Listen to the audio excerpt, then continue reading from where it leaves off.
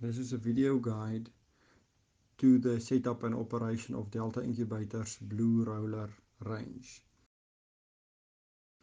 When you get your incubator, you can take it out the box and disassemble it first. We need to remove the free starter kit.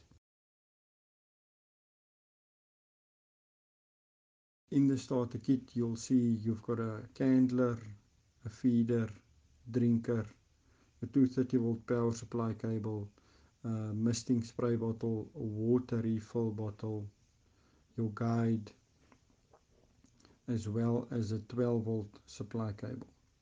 You can assemble your feeder and and drinker. They come together quite easily, and this is for your future hatchlings.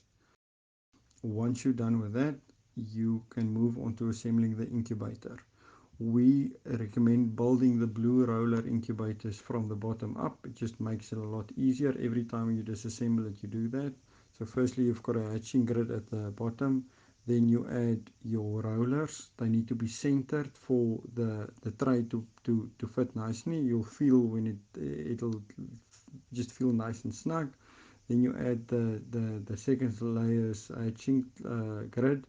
Pull through the turning motor cable to make connecting it a bit easier. You'll see it can only connect one way. Um, you cannot connect it incorrectly.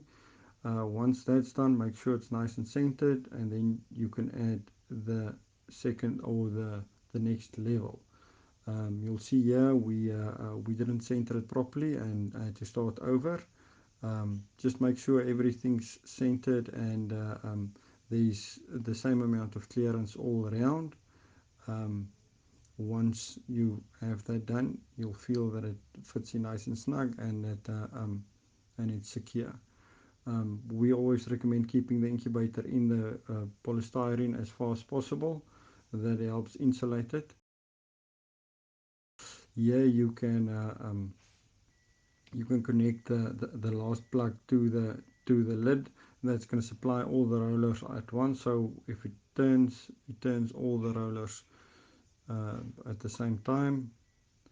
You can connect up power now.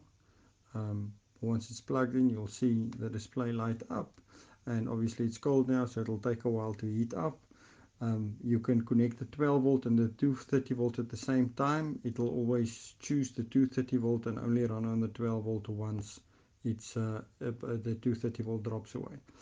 Below are the water refill points. You can use the water bottle to refill there.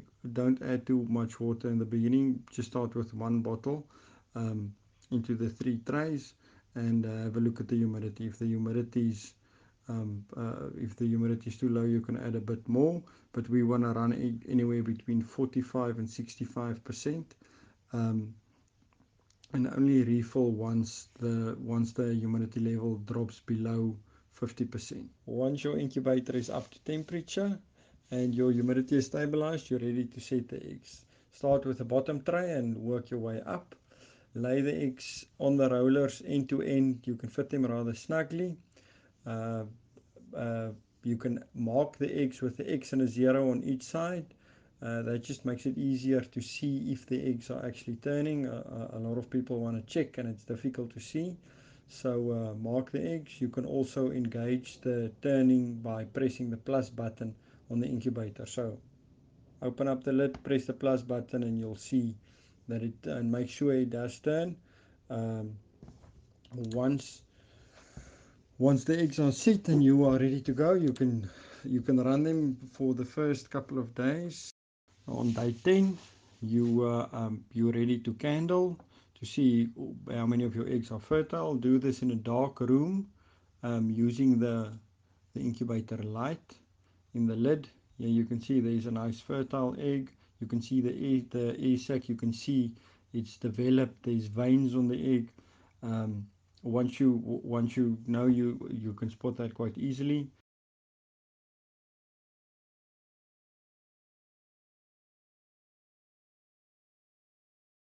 This is a good example of an infertile egg. There's nothing going on in there. If you are ever unsure whether egg's fertile or not, just keep it in the incubator. You can discard it in day 18. This is an example of a dead embryo. Something went wrong in the process there. It did start to develop and ended up dying. So we discard that. For now, for the next couple of days until day 18, all we have to do is fill up with water again to maintain a healthy humidity. We are looking for anything between 45 and 65. On day 18 we candle again. Now it's very easy to see what's fertile and what's infertile. After candling and discarding all the infertile eggs, you can fill up the bottom tray of your incubator with water. Just do 1 or 2 centimeters of water. You almost can't have too much water in there. um, the you need the extra humidity more than 70% for the last 3 days. This helps to soften the shell, and it just makes it easier for the chick to break through.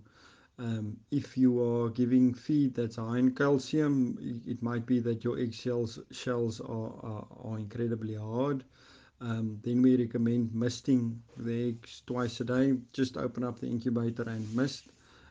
As a rule, we never want to open up the incubator during lockdown, during the last 3 days. But if we do that, if we missed, that's fine. And on day 21, 22, this is what you should be looking at. A bunch of healthy, strong chicks. And yeah, this is what we're all after.